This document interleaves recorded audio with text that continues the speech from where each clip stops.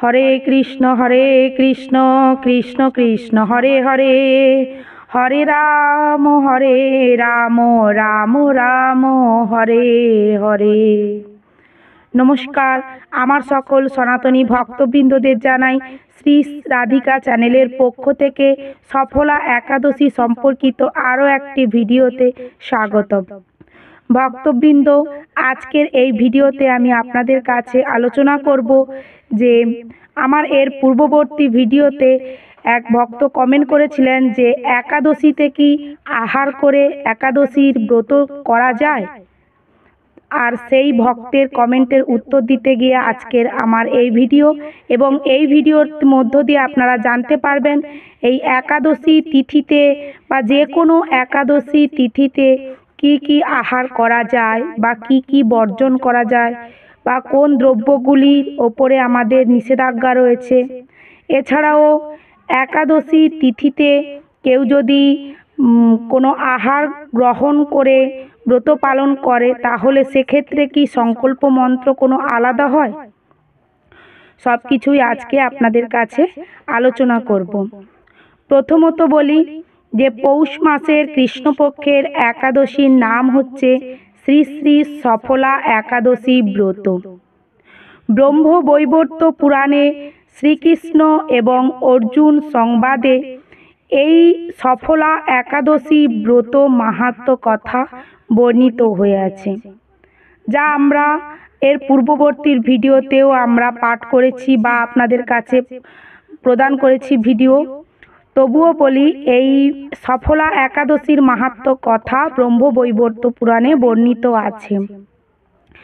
আর এই একাদশী তিথির বিশেষ মাহাত্ম্য হচ্ছে, কোনো ব্যক্তি যদি কোনো মনস্কামনা নিয়ে এই একাদশী ব্রত পালন করে তাহলে সে সাফল্য অর্জন করতে পারে। ভগবান স্বয়ং শ্রীকৃষ্ণের কৃপা দৃষ্টি তার উপর পড়ে এবং তার কৃপা বলে সে যদি কোনো মনোবাসনা নিয়ে এই একাদশী ব্রত পালন করে তাহলে অনেক পুণ্য অর্জনও সে করতে পারে। সফলা কথার অর্থ কি? সফল হওয়া। তাই যে কোনো বাসনা নিয়েই আপনি সফল হতে পারবেন।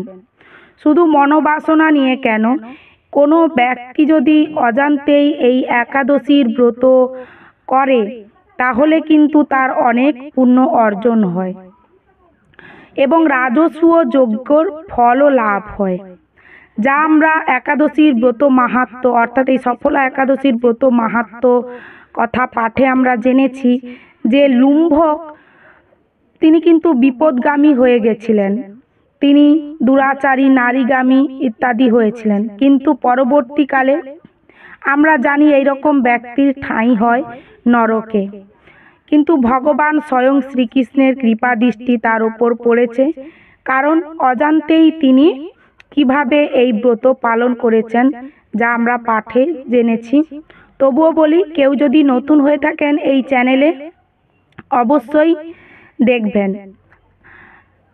আর এই যে একাদশী, যে কোনো একাদশী ব্রত করার পূর্ব দিন আমাদেরকে হবিষণ্য গ্রহণ করতে হবে বা নিরামিষ আহার গ্রহণ করতে হবে। এবং একাদশীর দিন ফলাহার কেউ যদি উপবাস কথার অর্থ হচ্ছে ভগবানের নিকটে বাস, অর্থাৎ এই দিন ভোজনের দিকে না বিলাসিতা দেখিয়ে ভজনে নাম সংকীর্তনে ইত্যাদিতে ভগবানের নাম গানে বিলাসিতা দেখানো খুবই প্রয়োজন। তাই এই দিন আমাদেরকে উপবাস রেখে নিরাহার করে ব্রত পালন করতে হয়। আর একাদশীর পরের দিন হয় পারণ, অর্থাৎ দ্বাদশীতে পারণ। আর এই দ্বাদশীতেও আমাদের পঞ্চরবি শস্য গ্রহণ করে সূর্যোদয়ের পরে যথা সময়ে পারণের সময় অনুসারে, কারণ প্রত্যেকটা একাদশীর একটা নির্দিষ্ট পারণ সময় দেওয়া থাকে শাস্ত্র অনুসারে, পঞ্জিকা অনুযায়ী।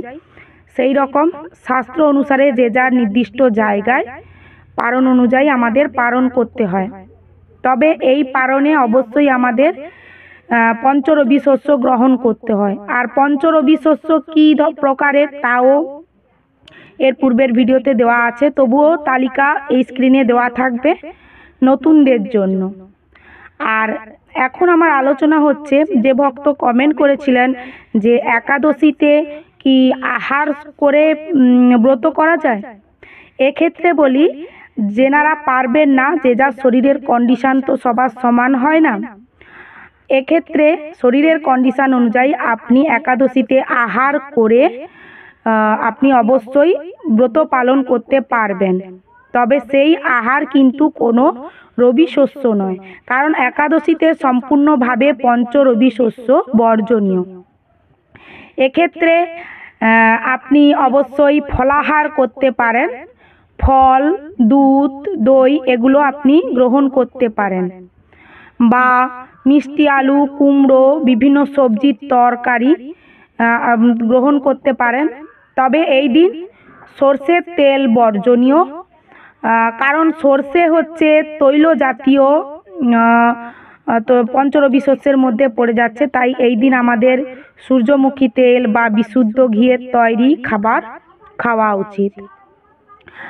আর এই একাদশীর দিন যে আমরা একাদশীর দিন আমাদেরকে যে সংকল্প মন্ত্র, যারা উপবাস করে সংকল্পিত হয়ে একাদশী করবেন তাদের ক্ষেত্রে সংকল্প মন্ত্র কি, যে একাদশাং নিরাহার স্থিত্বা অহম অপরে অহনি ভক্ষ্যামি পুণ্ডরীকাক্ষ শরণম মে ভবচ্যুত।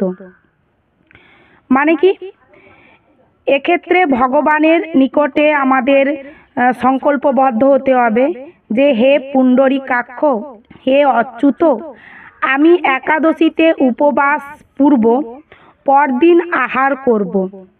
আপনি মদীয় স্থান মানে মদীয় শরণ স্থান হন, মানে আমি যে আপনার উদ্দেশ্যে একাদশী ব্রত পালন করছি এই স্থানে আপনি থাকুন। আর যেনারা মানে ভাবছেন যে একাদশীতে আহারপূর্বক ব্রত পালন করবেন, সেক্ষেত্রে মন্ত্রটা এখানে একাদশাং নিরাহার না বলে এখানে একাদশাং আহার স্থিত্বা অহম অপরে অহনি ভক্ষ্যামি পুণ্ডরীকাক্ষ শরণম মে ভবচ্যুত। কারণ নিরাহার কথার অর্থ হচ্ছে আহার বর্জন, আর আপনি যেহেতু আহার করছেন এক্ষেত্রে আপনি আহার কথাটা উল্লেখ করবেন। আর একাদশীতে তো বললাম তারপরের দিন যথাসময়ে পালন করতে হবে।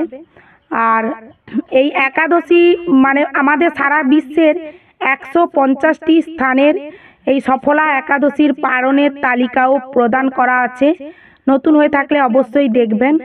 তবে বলি যে বাংলাদেশে আমরা যেহেতু পশ্চিমবঙ্গে থাকি, মানে সবাই তো আর থাকে না, আমাদের পশ্চিমবঙ্গের একাদশীর ব্রত পালন করতে হবে 26শে ডিসেম্বর, আর পালন তার পরের দিন মানে 27শে ডিসেম্বর সকাল 7:12 AM থেকে 9:50 AM এর মধ্যে আমাদের পালন করতে হবে।